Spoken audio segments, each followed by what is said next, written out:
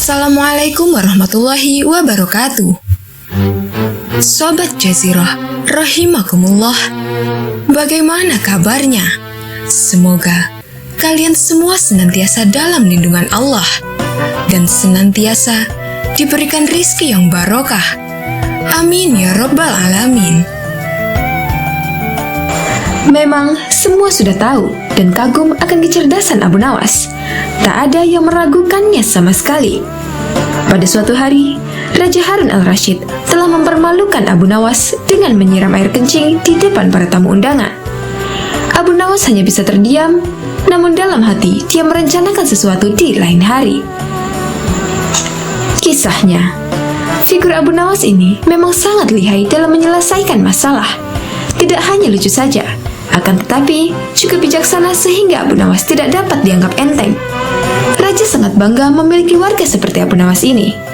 Namun, pada pihak lain, dari diri Abu Nawas juga sangat menjengkelkan Raja karena ulahnya yang selalu tidak tahu diri. Oleh karena itulah, Baginda Raja tak pernah berhenti memeras otaknya untuk membalas Abu Nawas. Seperti pada tahun-tahun sebelumnya, setiap bulan Rabiul Awal diadakan acara Maulid Nabi. Sambil tersenyum, Baginda Raja bergumam dalam hati, "Awas ya kamu Abu Nawas, kali ini kamu pasti kena." Acara Maulid Nabi pun tibalah waktunya dan diselenggarakan di istana. Pada saat itu semua pembesar negeri hadir termasuk putra-putra mahkota dari kerajaan sebelah. Termasuk pula Abu Nawas ikutan diundang. Dengan perintah Raja, semua yang hadir di acara Maulid Nabi tersebut dipersilahkan untuk berdiri dan kemudian disirami dengan air mawar yang menebarkan bau harum. Kecuali Abu Nawas, dia disiram dengan air kencing. Setelah disiram dengan air kencing tersebut, jadi sadarlah Abu Nawas kalau dirinya telah dipermalukan di depan para pembesar negeri.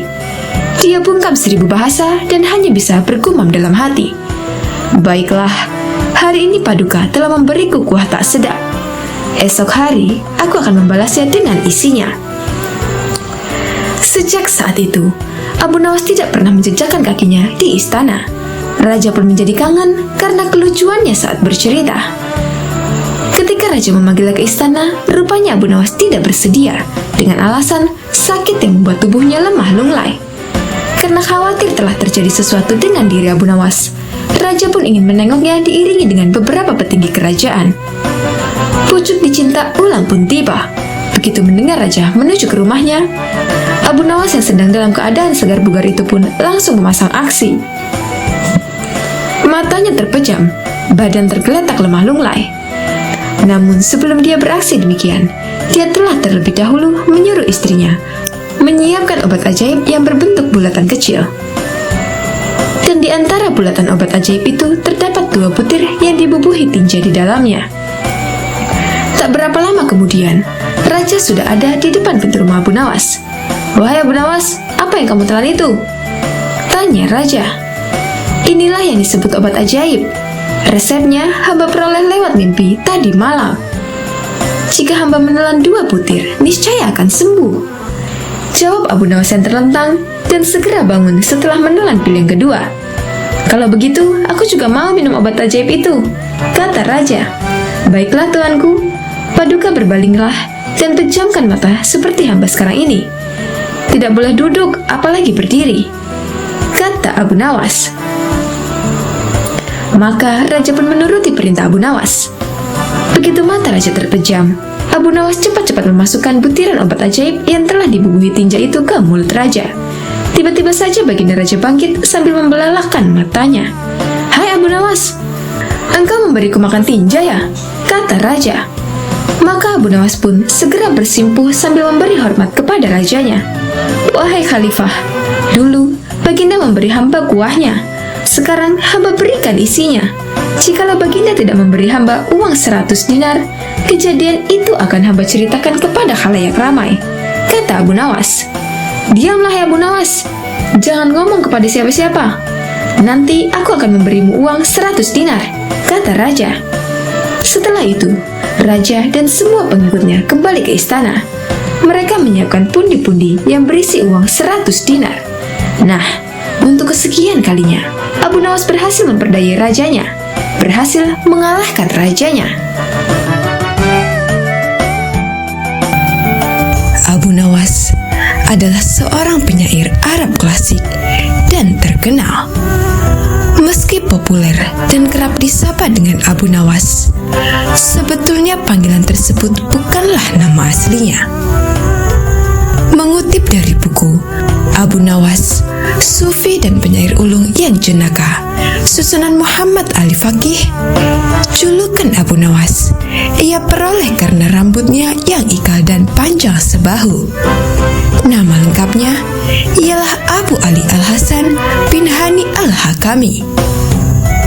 Abu Nawas lahir di Provinsi Ahwaz sekitar Khuzestan, barat daya Persia tahun 757 Masehi.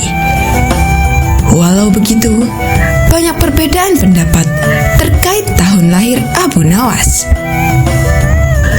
Ketika beranjak dewasa, Abu Nawas membantu sang paman bekerja sebagai pembuat minyak wangi. Seusai bekerja, ia sering pergi ke masjid untuk belajar berbagai ilmu agama dan pengetahuan lainnya, seperti syair, fikih, dan ilmu hadis. Abu Nawas terkenal sebagai murid yang cerdik dan antusias dalam mempelajari berbagai ilmu pengetahuan. Suatu hari, Abu Nawas bertemu dengan Abu Usamah yang merupakan ahli sastra sekaligus pujangga terkenal. Ia sangat terkesima dengan kemampuan Abu Nawas membuat syair, hingga diajarkan berbagai ilmu mengenai syair. Dikenal sebagai sosok yang jenaka dan cerdas, banyak kisah menarik mengenai Abu Nawas. Salah satunya ketika ia bersikeras mencari neraka. Hari masih terlalu pagi, bahkan azan subuh pun belum berkumandang. Tetapi Abu Nawas sudah terlihat sibuk mencari sesuatu di halaman rumahnya. Ada di mana sebenarnya? Gumam Abu Nawas sambil membawa lampu dan menggoyang-goyangkannya. Jika di sekitar rumah tidak ada, aku harus mencarinya kemana lagi? Lanjut Abu Nawas. Tak lama kemudian, terdengar azan subuh. Abu Nawas pun segera bergegas pergi ke masjid. Di sepanjang jalan, ia pun masih sempat memeriksa tempat-tempat yang tertutup. Hai Abu Nawas, kau sedang apa? Apakah kau kehilangan sesuatu? Tanya seseorang yang melihat gerak-gerik Abu Nawas yang sedang mencari-cari sesuatu. Namun, Abu Nawas tidak menjawab pertanyaan itu. Pikirannya terlalu sibuk sendiri. Selesai sholat subuh, Abu Nawas masih saja sibuk mencari. Kali ini ia mencari di sekitar masjid. Ia membuka semua kotak dan tong yang ada di sana. Penyair jenaka itu juga mencari di bawah jembatan, di balik semak, hingga di atas atap. Orang-orang merasa heran sekali dengan tingkah laku Abu Nawas. Sebenarnya, benda apa yang hilang sehingga ia bertingkah seperti itu? Bisik seseorang kepada yang lain. Siang harinya, Abu Nawas masih terlihat sibuk mencari kesana kemari. Meskipun matahari bersinar terik, Abu Nawas masih tetap membawa lampu minyak miliknya. Kali ini ia mencari ke sekitar rumah-rumah warga. Lagi-lagi, aksinya ini membuat para tetangganya merasa keheranan. Hai Abu Nawas, apakah kau butuh bantuan? Tanya salah satu tetangga yang memperhatikan Abu Nawas sedari tadi. Namun Abu Nawas menolak tawaran tersebut. 2 hari berikutnya, Abu Nawas masih saja sibuk mencari sesuatu itu kemana-mana, sambil membawa lampu minyak miliknya, baik malam ataupun siang hari. Hingga hari keempat, orang-orang sudah tidak sabar lagi dan sangat penasaran dengan apa yang sebenarnya dicari oleh Abu Nawas. Sehingga di antara mereka ada yang mendesak Abu Nawas sambil bertanya, "Hei, siang hari begini, buat apa membawa lampu minyak? Jadi sebenarnya apa yang kau cari?" "Aku sudah mencari neraka," jawab Abu Nawas. Sontak semua orang yang ada sekitar Abu Nawas dan mendengar jawabannya tertawa terbahak-bahak. "Dasar orang gila, ternyata Abu Nawas sudah gila," kata mereka. Setelah itu, mereka mulai bubar karena tidak mau berurusan dengan orang gila. Sesuai hukum yang ada di kota Baghdad, orang gila dilarang untuk berkeliaran. Mereka harus ditangkap dan dikurung. Beberapa warga Baghdad akhirnya melaporkan kelakuan Abu Nawas kepada prajurit kerajaan agar segera menangkap Abu Nawas. Abu Nawas pun ditangkap dan dibawa ke penjara istana. Hal ini membuat seluruh kota Baghdad pun geger. Mereka dibuat penasaran dengan tingkah dan kesalahan apa lagi yang dilakukan oleh Abu Nawas. Begitu mendengar Abu Nawas di penjara, Raja Harun memerintahkan agar Abu Nawas dipanggil dan bertemu dengannya. Berangkatlah pengawal Raja Harun untuk menjemput dan membawa Abu Nawas. Setelah sampai di sana, Raja Harun memerintahkan ikatan tangan Abu Nawas untuk dilepas. Beliau pun bertanya, "Kali ini, apalagi kesalahanmu, wahai Abu Nawas?"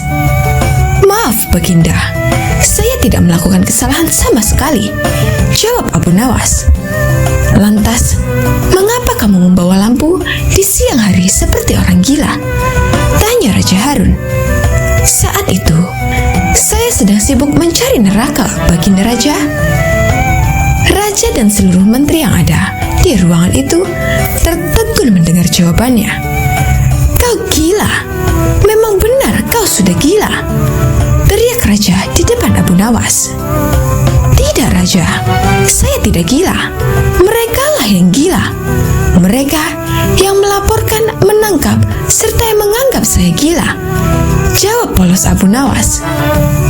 Abu Nawas meminta Raja untuk mengumpulkan semua yang terlibat dalam penangkapannya. Raja Harun mengabulkan dan mendatangkan mereka. Setelah semua sudah berkumpul dengan jumlah yang cukup banyak, Abu Nawas bertanya dengan lantang, "Wahai kalian yang mengaku waras, apakah menurut kalian orang yang berbeda pandangan adalah orang yang berdosa dan sesat?" "Benar," jawab orang-orang. "Apa hukumnya bagi orang yang berdosa dan sesat?" "Kamu memang gila.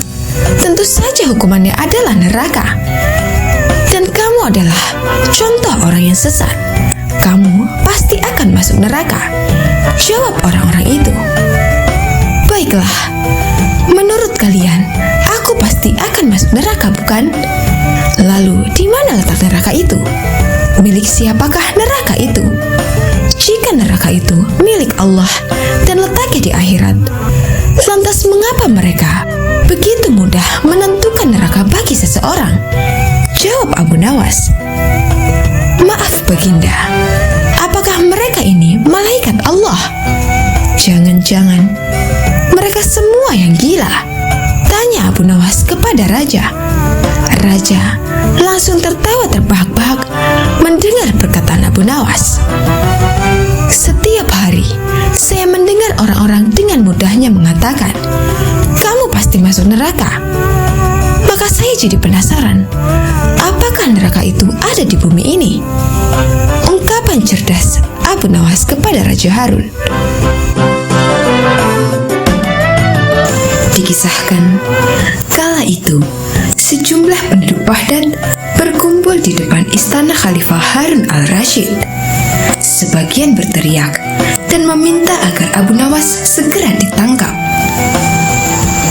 Dikisahkan dalam buku Kisah Lucu Kecerdasan Abu Nawas, susunan Sukma Hadiwiyanto, kala itu sejumlah penduduk Baghdad berkumpul di depan istana Khalifah Harun al-Rashid.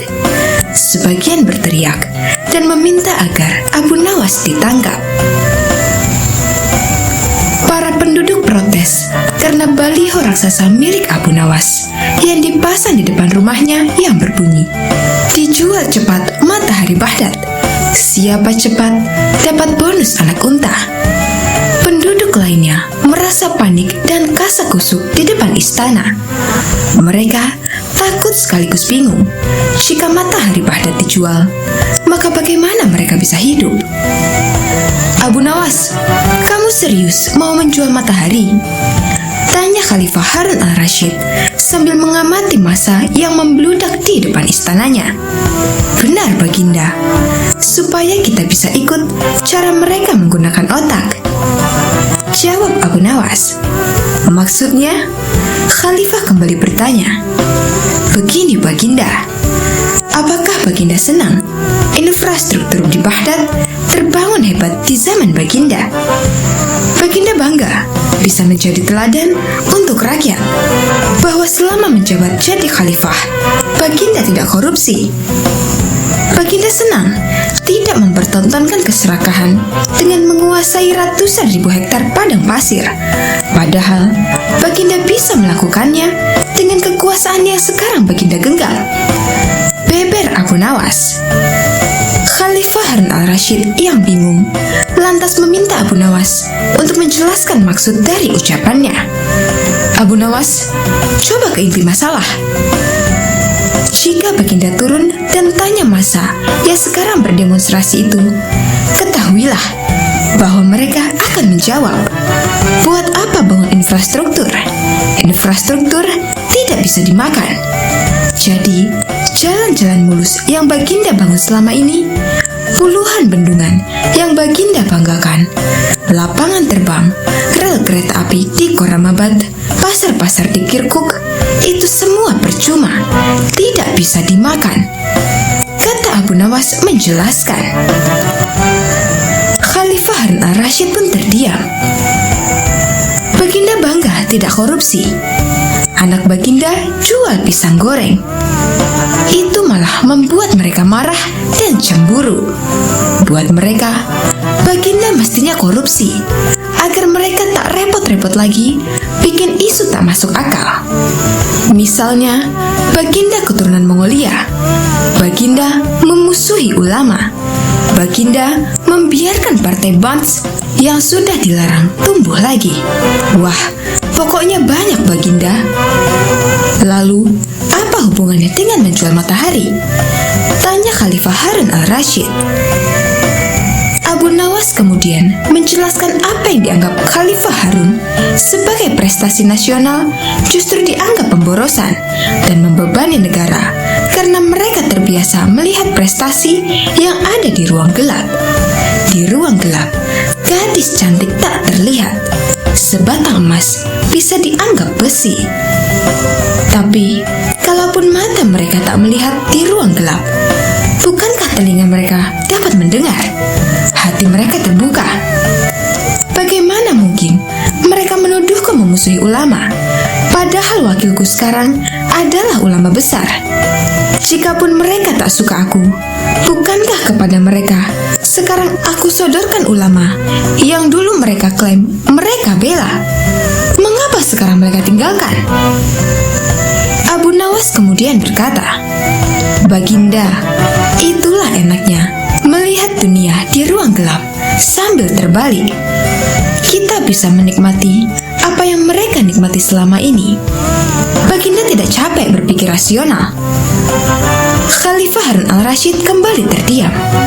Abu Nawas lanjut menjelaskan, "Percayalah Baginda, hanya dengan melihat segala sesuatu di kegelapan, Baginda akan paham mengapa selama ini mereka melihat infrastruktur megah, pemerataan pembangunan di daerah tertinggal, semuanya sama sekali tidak berguna karena tak bisa dimakan. Mohon jangan katakan, infrastruktur memang tak bisa dimakan. Tapi dengan infrastruktur, kita semakin mudah mencari makan. Itu cara berpikir rasional dan normal, Paduka." Massa di depan istana semakin membludak. Khalifah Harun al-Rashid masih terdiam. Ia lantas memberi isyarat membenarkan ucapan Abu Nawas.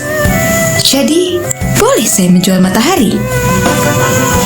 Kisah ini menunjukkan bahwa Abu Nawas sebagai pribadi yang cerdas dan peduli. Mimpi tak akan nyata karena keajaiban. Butuh keringat, kebulatan tekad, dan kerja keras untuk mewujudkannya. Abu Nawas mendengar Baginda Raja yang memiliki seorang menteri kepercayaan dan senantiasa mendampinginya. Menteri itu bernama Abu Jahal. Namun kepercayaan yang diberikan Baginda Raja sering dimanfaatkan oleh Abu Jahal untuk memperkaya dirinya. Terkadang dia meminta upeti kepada rakyat dengan mengatasnamakan Baginda Raja. Hal ini tentu saja membuat Abu Nawas sangat geram, tetapi tidak berani mengadukannya kepada Baginda Raja. Sebab dengan kedudukan yang dimiliki, Abu Jahal bisa saja memutarbalikkan fakta dan menuduh Abu Nawaslah pelakunya.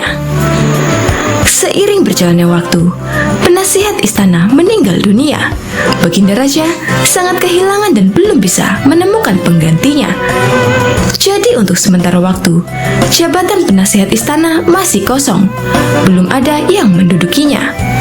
Kesempatan ini segera dimanfaatkan Abu Jahal. Ia ingin sekali menduduki jabatan tersebut. Dengan begitu, ia bisa lebih leluasa memengaruhi Baginda Raja. Segala cara Abu Jahal lakukan. Di depan Baginda Raja, Abu Jahal terus mencari muka agar terpilih menjadi penasihat istana. Tapi sayangnya, ambisi Abu Jahal ini harus kandas di tengah jalan. Karena tidak berapa lama, Baginda Raja justru memilih Abu Nawas untuk jadi penasihat istana. Keputusan Baginda Raja ini tentu saja membuat Abu Jahal kecewa, sehingga ia menaruh dendam kepada Abu Nawas. Suatu hari, ketika Abu Jahal melihat Abu Nawas sedang duduk bersama Baginda Raja, timbul pemikiran di kepalanya. Seharusnya aku yang ada di tempat tersebut. Abu Nawas tidak pantas duduk di situ. Abu Nawas itu apa dia? Tidak mampu mengurus masalah kerajaan. Pantasnya dia jadi pelawak istana. Gerutu Abu Jahal dalam hatinya. Merasa kecewa dengan keputusan Baginda Raja, Abu Jahal lalu menyampaikan keberatannya. Pada suatu hari, saat Baginda Raja sedang duduk sendirian di singgasananya, Abu Jahal menghadap dan berkata, "Ampun Paduka yang mulia, hamba izin menghadap Baginda Raja." Baginda Raja terkejut melihat Abu Jahal yang tiba-tiba menghadapnya. "Ada apa Abu Jahal? Apa yang ingin kau sampaikan?" tanya Baginda Raja. "Ampun Paduka yang mulia, hamba rasa Abu Nawas tidak pantas menjabat sebagai penasihat istana. Karena menurut hamba, dia tidak tahu apa-apa soal negara. Abu Nawas itu apa keahliannya? Cuma melucu saja," tutur Abu Jahal. "Tapi, bukankah Abu Nawas terkenal cerdas? Dia juga seorang yang jujur," ujar Baginda Raja. "Apakah Paduka sudah meragukan kejujuran saya?" tanya Abu Jahal. "Bukan seperti itu. Kamu kan sudah menduduki jabatan menteri istana. Jadi wajar kalau Abu Nawas yang mengisi jabatan penasihat istana," jawab Baginda Raja. "Tapi hamba lebih berpengalaman Paduka yang mulia, apalagi mengenai kenegaraan. Hamba juga ahli berperang, tubuh hamba kekar dan perkasa. Lalu hamba sudah lama berbakti kepada Baginda Raja. Hamba rasa hambalah yang lebih pantas menjadi penasihat istana," ucap Abu Jahal. Melihat ambisi Abu Jahal yang begitu besar ingin menjadi penasihat istana, Baginda Raja akhirnya membuat keputusan. Ia ingin mengadakan sayembara antara Abu Nawas dan Abu Jahal.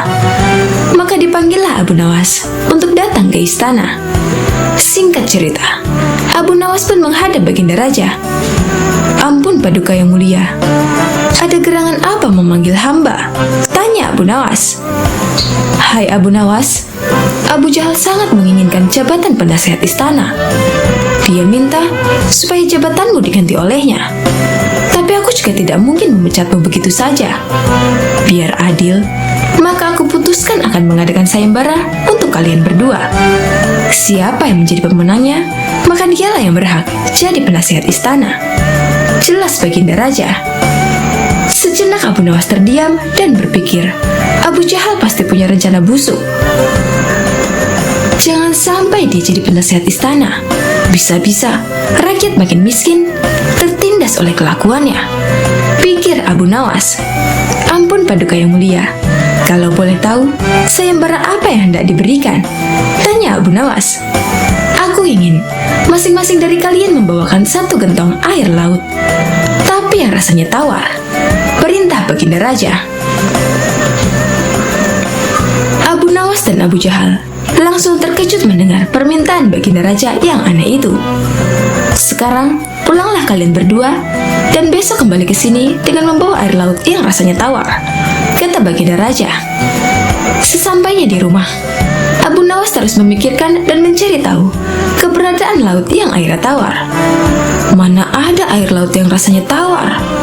Orang secerdik apapun tidak akan bisa melakukannya, pikir Abu Nawas. Sementara itu Abu Jahal mulai berbuat curang. Ia memasukkan air sumur ke gentong untuk dibawanya ke istana. Baginda Raja pasti percaya, meskipun aku berkata bohong, karena aku tahu aku adalah menterinya yang paling dipercaya, kata Abu Jahal dalam hatinya.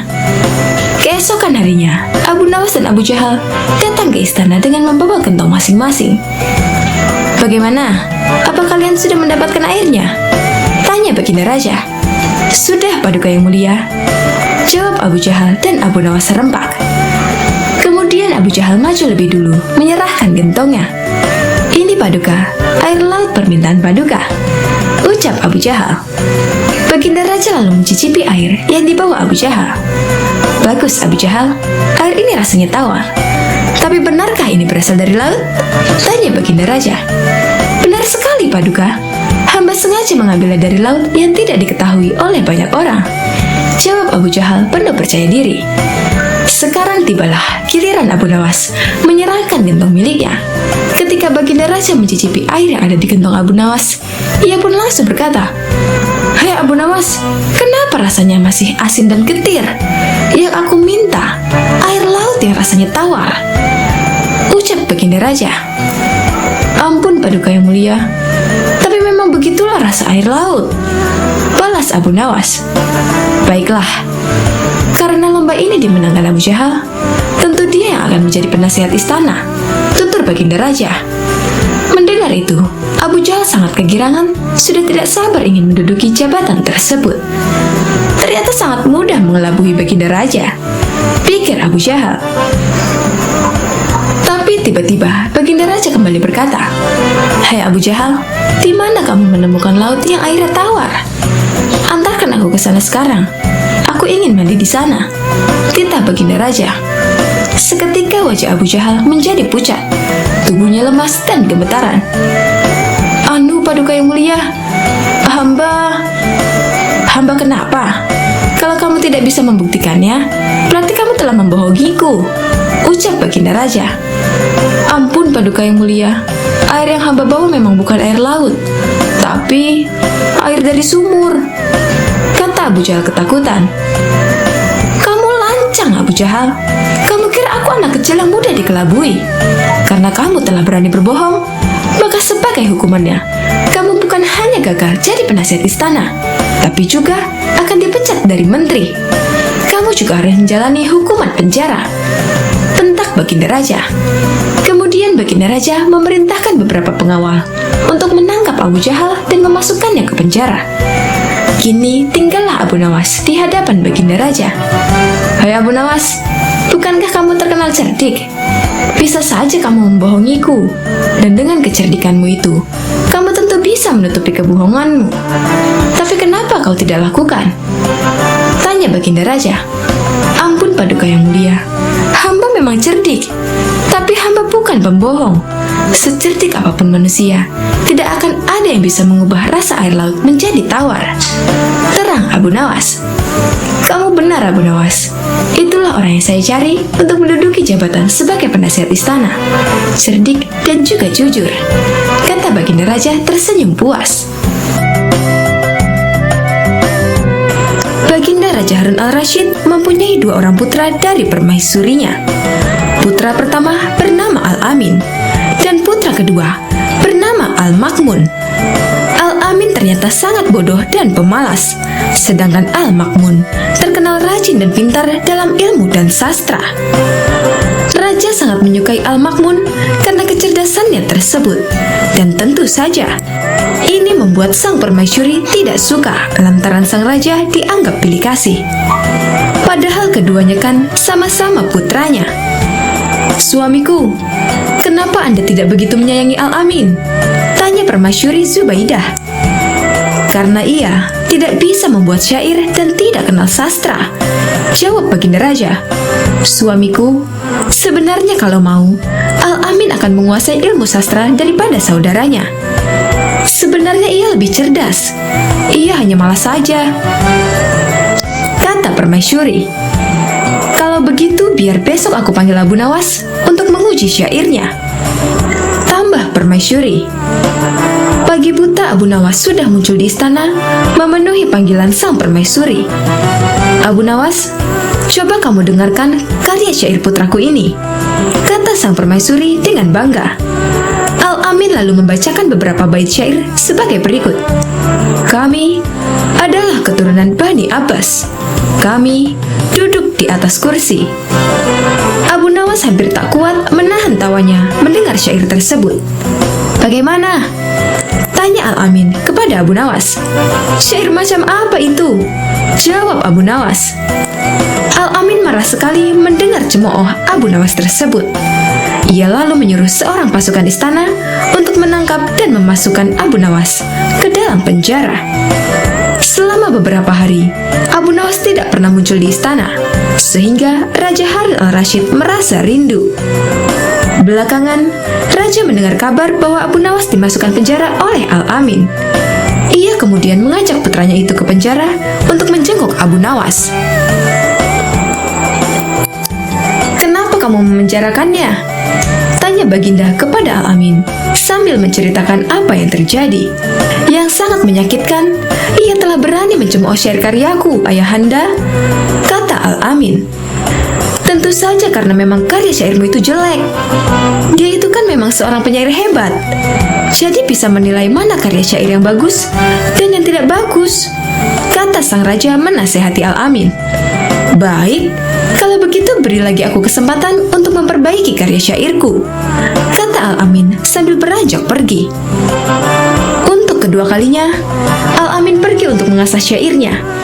Esoknya, pagi-pagi sekali, baginda Raja Harun al-Rashid, Abu Nawas, dan beberapa penyair sudah berada di istana. Rupanya, pertemuan itu sudah diatur oleh permaisuri Zubaidah. Ia ingin mereka mendengarkan karya syair putranya yang baru saja pulang mendalami ilmu sastra. Al-Amin pun mulai membacakan karya syairnya. "Hai binatang yang duduk bersimpuh, rasanya tidak ada yang setolol kamu. Kamu seperti hidangan yang diolesi minyak sapi kental, seperti warna seekor kuda belang." Begitu selesai mendengar syair tersebut, Abu Nawas langsung bangkit dan hendak berlalu dari tempatnya. "Kemana kamu, Abu Nawas?" tanya Raja Harun al-Rashid. "Aku lebih suka balik ke penjara saja daripada mendengar syair macam ini. Toh, sebentar lagi putramu ini pasti akan menyuruh polisi untuk membawaku ke sana," jawab Abu Nawas. Raja pun tertawa terpingkal-pingkal mendengar jawaban Abu Nawas itu. Sementara, sang permaisuri Zubaidah hanya bisa duduk termenung. Pada suatu pagi, Abu Nawas muda sedang duduk-duduk santai di teras rumahnya. Beberapa saat kemudian, datanglah seorang komandan dengan beberapa prajuritnya. Sang komandan bertanya, "Wahai anak muda, di manakah aku bisa menemukan tempat untuk bersenang-senang di daerah sekitar sini?" "Kalau tidak salah di sebelah sana," jawab Abu Nawas. "Di manakah tempat itu?" tanya salah seorang prajurit dengan sifat yang tidak menghargai. "Pergilah ke arah sana, lurus tanpa belok-belok, maka kalian akan menjumpai tempat untuk bersenang-senang," jawab Abu Nawas. Rombongan tentara kerajaan itu akhirnya pergi menuju tempat yang sudah ditunjukkan oleh Abu Nawas. Setelah beberapa saat, kagetlah mereka semua karena tempat yang mereka cari tidak ditemukan. kecuali hanya sebuah komplek kuburan yang sangat luas. Dan tentu saja hal ini membuat para tentara berang karena merasa telah ditipu oleh pemuda tersebut. Mereka pun kembali lagi ke tempat Abu Nawas. "Wahai anak muda, keluarlah engkau.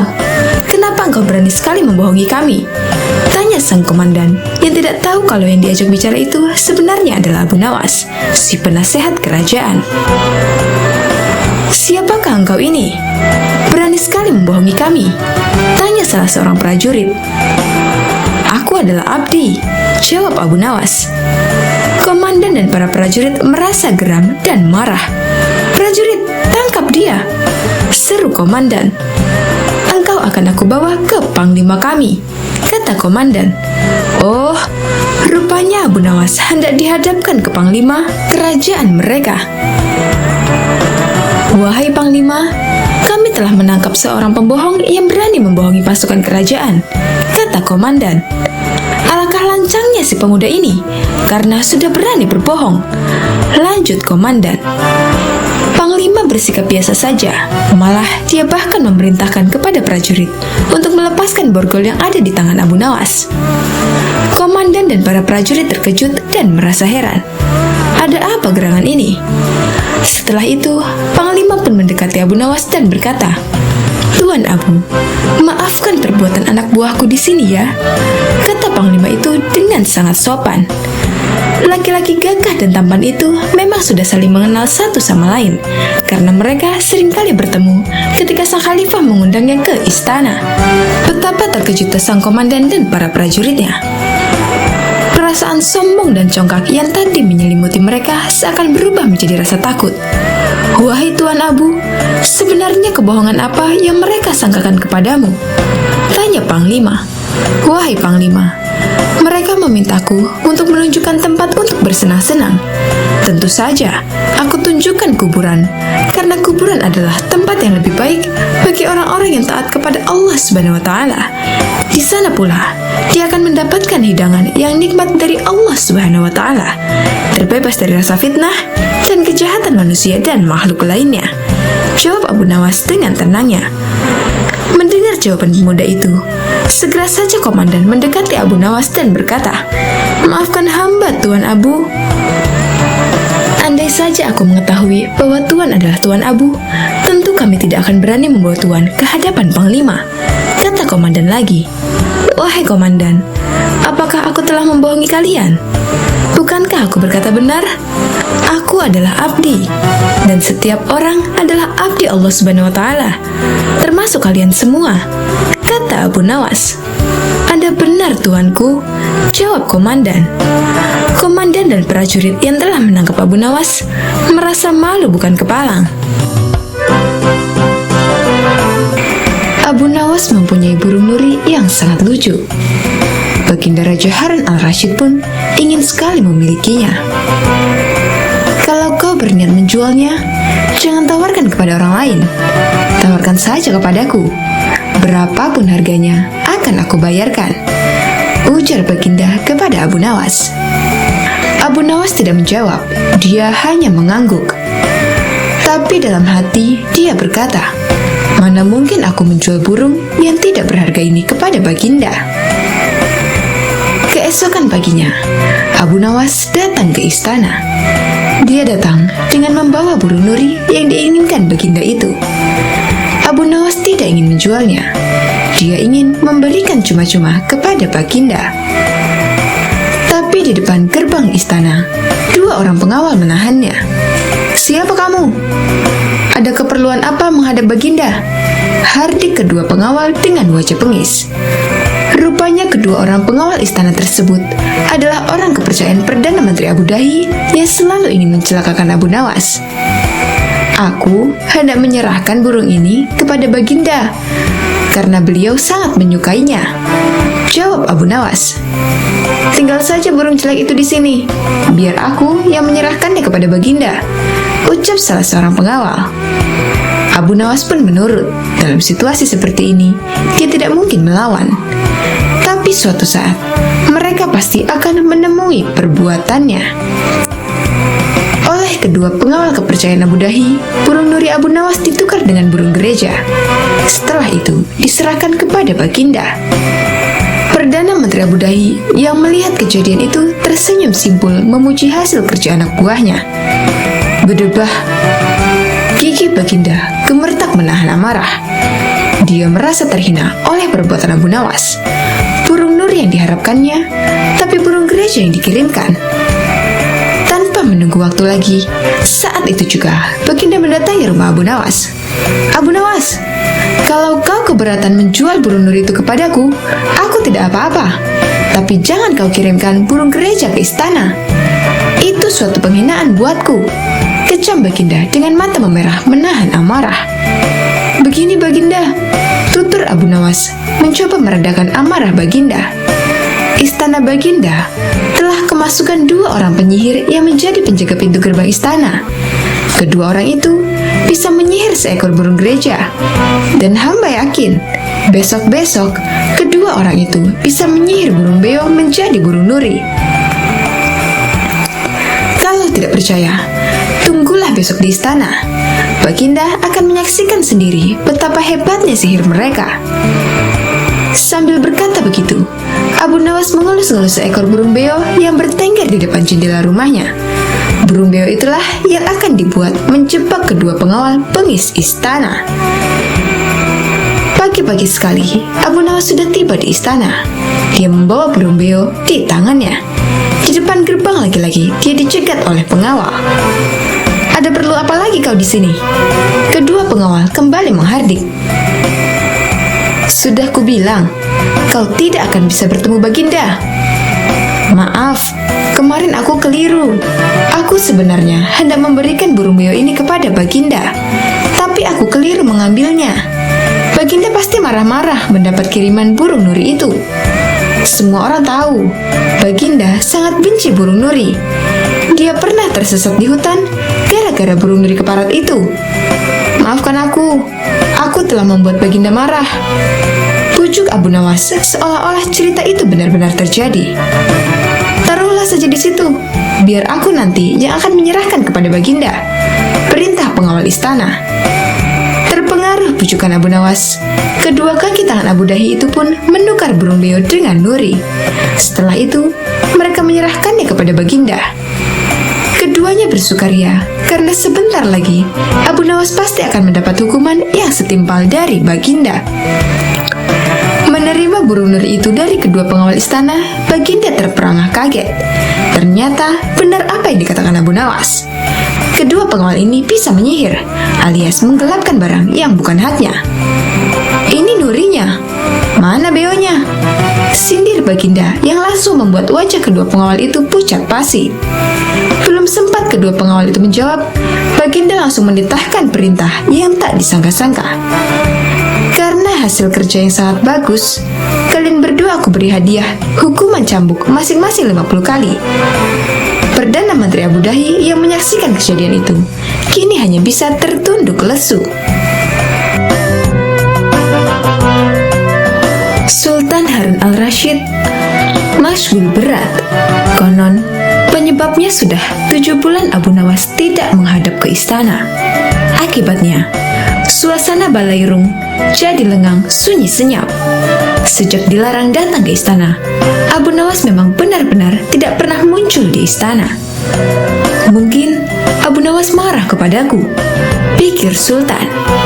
Maka diutuslah seorang punggawa ke rumah Abu Nawas.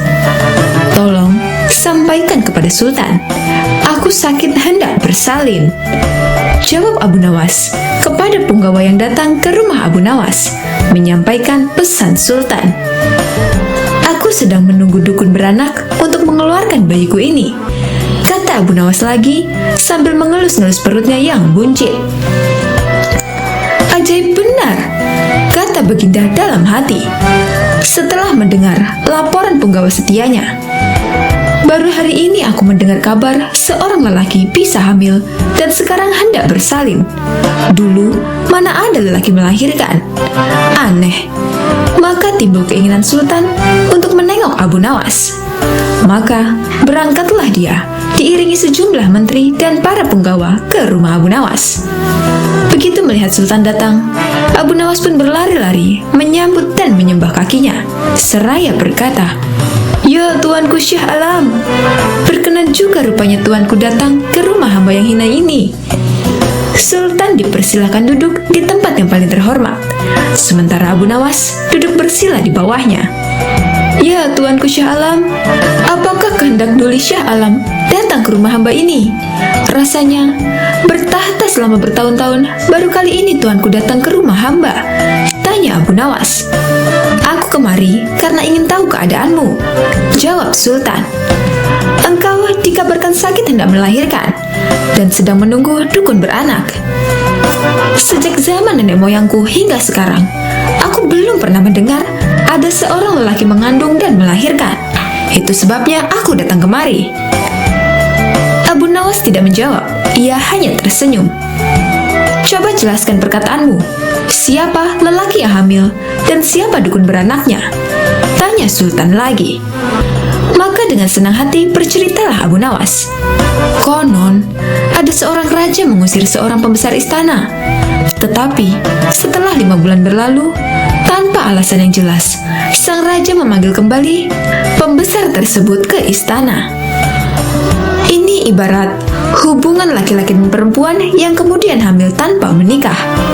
Tentu saja, itu melanggar adat dan agama, menggegerkan seluruh negeri. Lagi pula, apabila seorang mengeluarkan titah, tidak boleh mencabut perintahnya lagi. Jika itu dilakukan, ibarat menjilat air ludah sendiri. Itulah tanda-tanda pengecut. Oleh karena itu, harus berpikir masak-masak sebelum bertindak. Itulah tamsil seorang lelaki yang hendak bersalin. Adapun dukun beranak yang ditunggu adalah Baginda kemari, kata Abu Nawas. Dengan kedatangan Baginda kemari, berarti hamba sudah melahirkan. Yang dimaksud dengan bersalin adalah hilangnya rasa sakit atau takut hamba kepada Baginda. Bukan begitu, kata Sultan. Ketika aku melarang kamu datang lagi ke istana, itu tidak sungguh-sungguh, melainkan hanya bergurau saja. Besok, datanglah engkau ke istana. Aku ingin bicara kepadamu. Memang di sana banyak menteri, tetapi tidak seperti kamu. Lagi pula selama engkau tidak hadir di istana, selama itu pula hilanglah cahaya balairungku. Segala titah Baginda, patik junjung tinggi tuanku, sembah Abu Nawas dengan ta'zim. Tetapi Sultan cuma menggeleng-geleng kepala, dan tidak berapa lama kemudian Sultan pun kembali ke istana dengan perasaan heran bercampur geli. Pada suatu waktu, Baginda Raja Harun al-Rashid sangat gundah hatinya. Seperti biasa, dirinya ingin sosok Abu Nawas hadir di istana untuk menghibur hati sang raja. Namun, setelah beberapa kali dipanggil, Abu Nawas belum juga menampakkan batang hidungnya. Setelah lama berpikir, akhirnya Baginda Raja menemukan cara agar Abu Nawas bisa hadir di istana kerajaan. Raja menyuruh 3 orang prajurit untuk pergi ke rumah Abu Nawas agar buang air besar di tempat tidurnya. Pengawal, pergilah ke rumah Abu Nawas dan beraklah di tempat tidurnya. Dan kalau kalian berhasil, maka masing-masing akan aku berikan uang 1000 dirham. Titah sang raja. Daulat Paduka, jawab ketiga pengawal itu secara bersamaan. Sementara itu, duduk di sebelahnya ada Kipatih yang mendengar obrolan rajanya dengan ketiga pengawal itu. Karena berhubung tugas yang diberikan kepada 3 anak buahnya yang agak aneh, Kipatih memberanikan diri untuk bertanya kepada sang raja. "Maaf Paduka, bukankah tugas yang diberikan itu tampak aneh dan menghina?" tanya Kipatih. "Patih, memang benar, tapi itulah siasatku agar Abu Nawas segera hadir ke istana," jawab Baginda. "Apakah gerangan rencana Baginda?" tanya Patih. "Nanti kamu akan segera mengetahuinya. Dan sekarang, kamu ikutilah ketiga anak buahmu itu dan intailah mereka. Dan sampaikan kepada Abu Nawas, bila dia berhasil menggagalkan tugas pengawalku, maka Abu Nawas akan aku beri uang 3000 dirham. Dan sekaligus ia boleh memukul utusanku itu, titah raja. Dengan perasaan yang masih bingung, Patih segera melaksanakan perintah raja. Dia segera berkemas dan menuju ke rumah Abu Nawas. Tidak berapa lama kemudian, utusan Baginda Raja Harun al-Rasyid sudah tiba di depan pintu rumah Abu Nawas. Kami diutus oleh Baginda Raja untuk buang air besar di tempat tidurmu. Karena ini perintah raja, kamu tidak boleh menolak, kata salah satu utusan itu. Saya sama sekali tidak keberatan. Silakan saja kalau kalian mampu melaksanakan perintah raja, jawab Abu Nawas dengan santainya. Sungguh? Tanya utusan raja. Ya, silakan saja, sahut Abu Nawas. Abu Nawas mengawasi orang-orang itu beranjak ke tempat tidurnya dengan geram. Berak di tempat tidurku? Betul-betul kelewatan, gumam Abu Nawas dalam hatinya. Abu Nawas memutar otaknya bagaimana caranya agar para utusan itu mengurungkan niatnya. Setelah berpikir beberapa saat, Abu Nawas akhirnya menemukan cara untuk menggagalkan tugas para utusan itu. Pada saat para utusan itu hendak bersiap-siap buang air besar, mendadak Abu Nawas berkata di balik jendela kamar, "Hai para utusan raja, ada yang lupa saya sampaikan kepada kalian," kata Abu Nawas. "Apa itu?" tanya salah satu utusan raja. "Saya ingatkan supaya kalian jangan melebihi perintah Baginda Raja. Jika kalian melanggar, saya akan pukul kalian dengan sebuah bentukan besar. Dan setelah itu, saya akan laporkan kepada Baginda bahwa kalian melanggar perintahnya," jawab Abu Nawas dengan serius.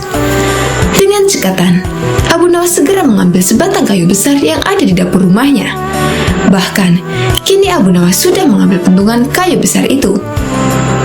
"Hei, apa maksudmu tadi Abu Nawas?" tanya salah satu utusan. "Ingat, perintah raja hanya buang air besar saja dan tidak boleh lebih dari itu," jawab Abu Nawas. "Iya benar," jawab utusan itu. "Aku ulangi lagi, hanya buang air besar saja, tidak boleh lebih. Ingat, tidak boleh kencing, tidak boleh buka celana, tidak boleh cebok, hanya buang air besar saja," tegas Abu Nawas dengan seriusnya. "Mana mungkin? Itu tidak mungkin. Kami juga harus buka celana dan kencing," jawab salah satu utusan. "Aku akan pukul kalian sekeras-kerasnya jika kalian melanggar perintah raja," sahut Abu Nawas. Para utusan itu saling pandang kebingungan dengan ucapan Abu Nawas. Tiba-tiba, ada suara seseorang yang memanggil Abu Nawas. "Abu Nawas!" Karena ada suara yang sudah tak asing lagi didengar, Abu Nawas serta para utusan segera berkumpul untuk menemui asal suara itu. Oh, ternyata suara itu adalah suara Ki Patih Ja'far yang merupakan orang kepercayaan Baginda Raja Harun al-Rasyid. "Aku sudah mendengar perdebatan kalian. Baginda Raja memang memerintahkan para utusan untuk berak di tempat tidurmu. Jika 3 orang ini sanggup, mereka masing-masing akan mendapatkan 1000 dirham.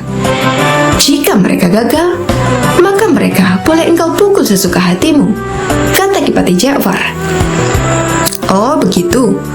Lalu hadiah dari Baginda untukku berapa tuanku?" tanya Abu Nawas. "Sekarang juga engkau boleh menghadap Baginda Raja untuk menerima 3000 dirham," jawab Ki Patih. "Hah?" Abu Nawas kaget disertai rasa gembira. Segera saja Abu Nawas mengambil pentungan, lalu 3 orang utusan yang mau buang air besar tadi dipentungi pantatnya. "Ampun Abu Nawas, apa kalian mau buang air besar di tempat tidurku, hah?" kata Abu Nawas. Tidak, ampun," teriak 3 orang utusan Baginda Raja Harun al-Rasyid. Ketiga utusan itu lari terbirit-birit. Ki Patih dan Abu Nawas tertawa terpingkal-pingkal di buatnya. Sesaat setelah itu, Ki Patih berkata, "Abu Nawas, Baginda sangat yakin engkau dapat mengatasi masalah ini. Baginda memang menginginkan kehadiranmu di istana untuk menghibur hatinya yang saat ini sedang gundah gulana." Abu Nawas menyetujui permintaan Tuanku Ja'far, dan mereka segera berangkat menuju istana setelah semua persiapan dilakukan. Pada suatu hari yang cerah, Raja Harun al-Rashid mengalami kejenuhan dan berencana hendak pergi ke hutan yang terkenal akan keindahannya. Raja pun mengajak Abu Nawas sebagai pemandu dalam perjalanan tersebut. "Siap paduka raja?" kata Abu Nawas. Rupanya Abu Nawas tidak keberatan dengan ajakan rajanya tersebut, dan berangkatlah mereka ke hutan dengan mengendarai keledai sambil bercengkrama di sepanjang perjalanan. Tanpa terasa, mereka sudah menempuh hampir separuh perjalanan, dan tibalah mereka di pertigaan jalan yang jauh dari rumah penduduk. Mereka berhenti karena ragu ke arah mana hutan yang dituju. Setahu mereka, kedua jalan itu memang benar menuju hutan yang mereka tuju. Hutan wisata yang berisi binatang-binatang buas. Abu Nawas pun angkat bicara. "Paduka, saya sarankan agar kita tidak usah meneruskan perjalanan." "Kenapa wahai Abu Nawas?" kata paduka raja. "Hamba berkata demikian karena kalau kita salah pilih jalan, jangan-jangan kita tidak pernah kembali lagi. Bukankah akan lebih bijaksana kalau kita meninggalkan sesuatu yang meragukan?" jawab Abu Nawas. Dalam kebimbangan, anak buah paduka raja yang masih merupakan teman Abu Nawas berkata, "Aku pernah mendengar ada dua orang kembar yang hidup di semak-semak sebelah sana," kata ajudan. "Apakah engkau mengenalnya?" tanya Abu Nawas. "Tidak juga. Mereka adalah si yang memiliki rupa sangat mirip. Yang satunya selalu berkata jujur, dan satunya selalu berkata bohong," jawab ajudan. "Baiklah, kita istirahat dulu. Nanti kita menuju ke rumah si kembar," kata Abu Nawas. Abu Nawas, paduka raja, dan prajuritnya kemudian beristirahat sejenak sambil makan. Seusai makan, mereka menuju ke rumah si kembar bersaudara itu. Setelah pintu diketuk, maka keluarlah salah satu dari mereka. "Maaf, aku sangat sibuk hari ini. Engkau hanya boleh mengajukan satu pertanyaan saja, tidak lebih," kata dia. Abu Nawas pun mendekati salah satu si kembar yang beda sifat itu, dan mulai menanyakan jalan yang menuju hutan yang indah dan berbisik. Dan salah satu si kembar itu pun menjawabnya dengan berbisik pula. Setelah itu Abu Nawas dan rombongan segera pamit untuk meneruskan perjalanan. "Paduka raja, hutan yang kita tuju jalan sebelah kanan," kata Abu Nawas. "Bagaimana engkau bisa tahu harus ambil jalan arah kanan? Sedangkan kita tidak tahu apakah orang yang kita tanya tadi orang yang selalu berkata benar atau berkata bohong," tanya paduka raja. "Wahai paduka, orang yang aku tanyai tadi menunjukkan jalan sebelah kiri," kata Abu Nawas. Paduka raja masih juga belum mengerti dengan perkataan Abu Nawas. "Apa maksudnya?" tanya raja. "Karena orang itu menunjukkan jalan sebelah kiri," jawab Abu Nawas. "Coba jelaskan kepadaku," tanya raja. "Tadi aku bertanya ke orang itu, 'Apakah yang akan dikatakan saudaramu bila aku bertanya jalan mana yang menuju hutan yang indah?' Dan dia menjawab sebelah kiri. Dengan pertanyaan itu, siapapun yang aku tanya, entah si kembar yang selalu berbohong maupun si kembar yang selalu berkata jujur, pasti akan menjawab sebelah kiri." Jawabannya, yang pertama, bila yang ditanya tadi adalah orang yang selalu berkata benar, jalan sebelah kiri. Karena ia tahu saudara kembarnya akan mengatakan jalan sebelah kiri, sebab ia tahu saudara kembarnya selalu berkata bohong. Yang kedua, bila yang ditanya tadi orang yang berkata bohong, jalan sebelah kiri. Karena ia tahu bahwa saudara kembarnya akan mengatakan jalan sebelah kiri, sebab saudaranya selalu berkata benar. Akhirnya, rombongan raja itu memilih jalan yang ditunjuk Abu Nawas. Tak lama kemudian, masuklah mereka ke dalam hutan yang memiliki pemandangan yang indah.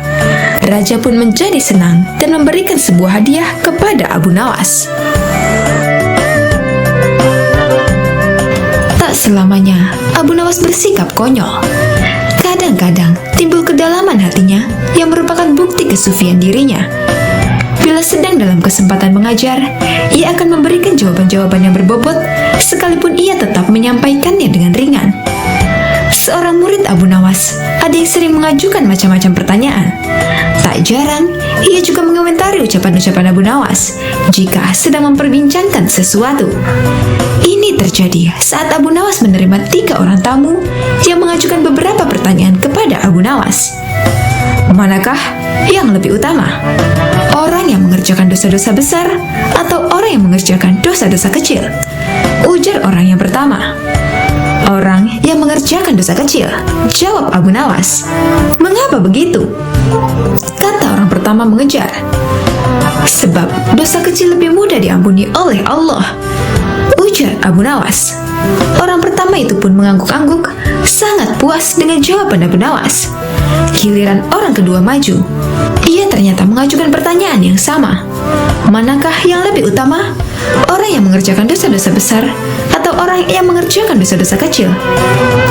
Yang utama adalah orang yang tidak mengerjakan keduanya. Ujar Abu Nawas. Mengapa demikian?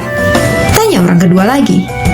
Dengan tidak mengerjakan keduanya, tentu pengampunan Allah sudah tidak diperlukan lagi.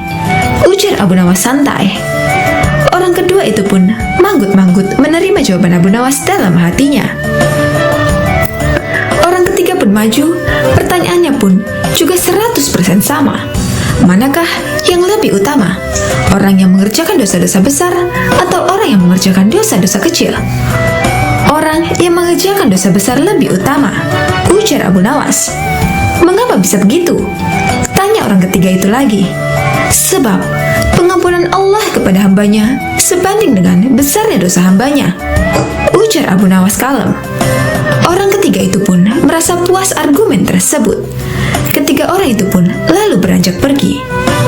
Si murid yang suka bertanya kontan berujar dengan kejadian itu.